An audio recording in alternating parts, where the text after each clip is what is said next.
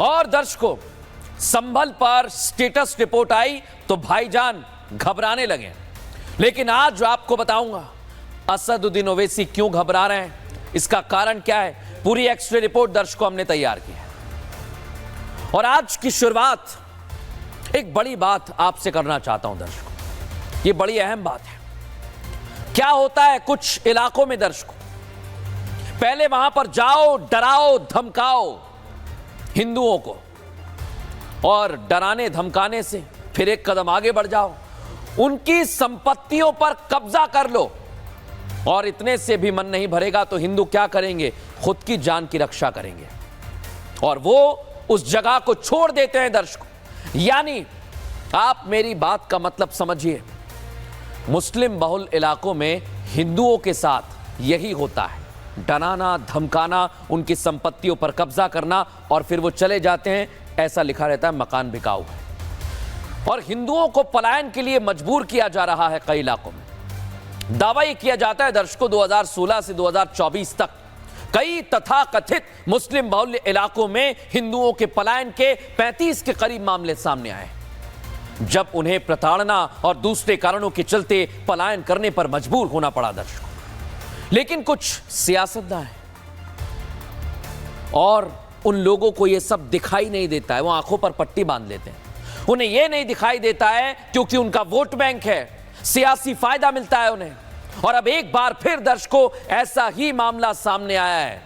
और सोचिए, जैसे ये मामला सामने आया कई लोगों की आंखें खुली की खुली रह गईं, क्योंकि मामला है दर्शकों उत्तर प्रदेश के संभल का, जहां कुछ दिन पहले मुसलमानों के घरों पर ये लोग जो फरार हैं, इनके घर पर ताले लटके हुए थे। तो असदुद्दीन ओवैसी कह रहे थे कि भाई ये तो छोड़कर चले गए, फेक नैरेटिव गढ़ने लगे थे।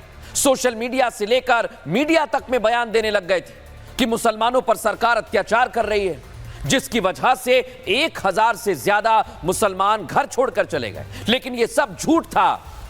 और अब असदुद्दीन ओवैसी से आज मैं पूछना चाहता हूं कि संभल के हिंदू परिवारों की तस्वीर आपने देखी है क्या? अगर नहीं देखी तो देख लेनी चाहिए, जहां 1, 2, 5 नहीं दर्शकों 15 परिवार पलायन के लिए मजबूर हुए। और वजह है चामुंडा देवी मंदिर की भूमि पर अवैध कब्जा। ये देखिए, इसलिए वो ये सब लिख रहे हैं। इसी से परेशान होकर हिंदू परिवारों ने अपने घरों से पलायन के लिए ये पोस्टर लगा दिया है। उनके घरों के आगे ये पोस्टर लगा हुआ है, ये मकान बिकाऊ है। लेकिन आप सोचिए हुआ क्या दर्शकों, बताता हूं आपको। संभल के हजरत नगर गढ़ी इलाके में चामुंडा देवी का एक मंदिर है। मंदिर की जमीन पर कब्जे का आरोप लगाया गया है। चामुंडा देवी मंदिर की जमीन 650 स्क्वायर मीटर है और धार्मिक स्थलों के जीर्णोद्धार के नाम पर कब्जे करने का आरोप लगा रहे हैं। हिंदू संगठनों ने डीएम से अब कार्रवाई की मांग की है और उन्हें इसके लिए खत लिखा है दर्शकों।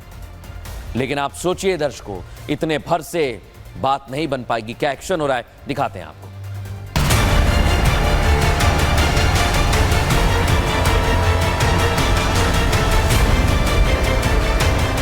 संभल में शाही जामा मस्जिद के सर्वे के दौरान हुई हिंसा के बाद से संभल लगातार सुर्खियों में बना हुआ है।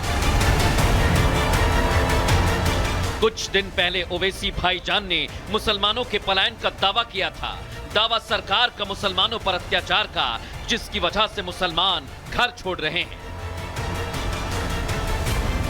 ओवैसी तो दावा करते रह गए, लेकिन रिपब्लिक भारत के कैमरे पर वहां मौजूद लोगों ने पलायन की बात से इनकार कर दिया और भाईजान का झूठ सामने आ गया। लेकिन अब हिंदू पलायन के लिए मजबूर हो गए हैं। मंदिर की जमीन पर कब्जे के विरोध में वो घर छोड़कर जाने के लिए पोस्टर लगा रहे हैं। चौकी के सामने गेट है, वो महादेव मंदिर को उससे शमशान का होना चाहिए, इन्होंने अपना वो लगाया। मामला संभल प्रशासन तक पहुंच चुका है तो डीएम ने एक्शन लिया। हालांकि प्रशासन का कहना है कि जो मंदिर की जमीन है उसमें सिर्फ 100 स्क्वायर फीट जमीन पर कब्जे की बात है, जिसका मामला कानूनी है। उसे भी जल्द से जल्द निपटारा कर मुक्त कराया जाएगा। मात्र 100 स्क्वायर मीटर के ऊपर एक मकान बना हुआ है, उस मकान के ऊपर 67 की कार्रवाई चल रही है। वो कानूनी प्रक्रिया के अंतर्गत ही उसका कब्जा हटाया जाएगा। कानून व्यवस्था की स्थिति उत्पन्न करने का प्रयास है और जो व्यक्ति ऐसा समस्या उत्पन्न कर रहा है उस पर हम कार्रवाई करेंगे। कलेक्टर का साफ कहना है कि कब्जा हटाया जाएगा, लेकिन संभल से 600 किलोमीटर दूर अंबेडकर नगर में कब्जे का खेल कैसे खेला जाता है, उसका खुलासा हो गया। सरकारी जमीनों पर मस्जिद कब्रिस्तान के नाम पर कब्जा पूरी प्लानिंग के साथ किया जाता है। ये हम नहीं बल्कि हिस्ट्री शीटर गौस अशरफ खुद कैमरे पर बता रहा है। पूरे कब्रिस्तान का अकेला मुतवल्ली हूँ। हाँ सही। अकेला मुतवल्ली, मुझे कोई जवाबदेही नहीं है, मैं कोई जवाब नहीं दूंगा। ये कानून तुम नहीं लागू करोगे, ये किसी की मर्जी है। अगर कोई अपनी रोजी रोटी चलाना चाहता है, अवाम की कोई कमेटी नहीं। गौस अशरफ अंबेडकर नगर का भूमाफिया है। उसने कैमरे पर पूरे कब्जे का प्लान बता दिया। और शायद असदुद्दीन ओवैसी को भी ये देखना चाहिए, जो कहते रहते हैं कि सरकार मुसलमानों पर जुल्म करती है, तो क्या वो ऐसे लोगों के खिलाफ कुछ बोलेंगे? वहीं दर्शकों, अब संभल में ही मुस्लिम पक्ष को बड़ा झटका लगा है। झटका इसलिए क्योंकि जिस शाही जामा मस्जिद के पास कुआं है, इसी मस्जिद के पास, वहां यूपी सरकार ने सुप्रीम कोर्ट में अपनी स्टेटस रिपोर्ट दाखिल कर दी। और स्टेटस रिपोर्ट में पता है दर्शकों आपको क्या लिखा है? कुएं को लेकर मस्जिद कमेटी के दावे को खारिज कर दिया है और कहा है कमेटी ने गलत फोटोग्राफ पेश कर कोर्ट को गुमराह करने की कोशिश की है। सोचिए जरा दर्शकों।